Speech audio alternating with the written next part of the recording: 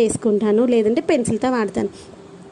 అయితే మనము అన్నీ సేమ్ ప్యాటర్న్లో వేస్తాము అనుకున్నప్పుడు డైరెక్ట్గా వేసే కంటే మనం ఏ ప్యాటర్న్ వేసుకోవాలనుకుంటామో ఆ ప్యాటర్న్ని కొంచెం లావుగా ఉన్నటువంటి ఒక అట్ట ముక్క, అంటే లావుగా అంటే ఇక్కడ నేను ఏం చేశానంటే మనకి పెళ్లి కార్డ్స్ వస్తాయి కదా, పెళ్లి ఇన్విటేషన్ కార్డ్స్, వాటిని పాడేయకుండా పక్కన పెట్టేసుకొని వాటిని నేను ఇలా డిజైనర్ కోసం వాడుకుంటాను అనమాట.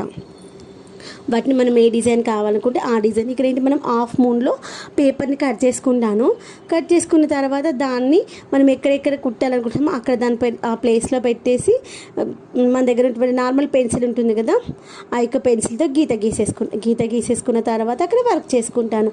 అయితే ఇక్కడ దీనికి నేను వర్క్ చేసే ముందు ఏంటంటే ఫస్ట్ అయితే నేను అవుట్లైన్స్ కోసం గ్లూ పెట్టేసుకొని ఆ యొక్క గ్లూ ప్లేస్లో మనకు కావాలంటే స్టోన్ చైన్ కూడా పెట్టుకోవచ్చు. నేను ఎక్కితే ఇక్కడ స్టోన్ చైన్ కాకుండా గోల్డ్ బాల్ చైన్ కాకుండా మన దగ్గర చిన్న చిన్న క్రిస్టల్స్ లాంటివి ఉంటాయి, పూసలు. ఆ యొక్క పూసలు అయితే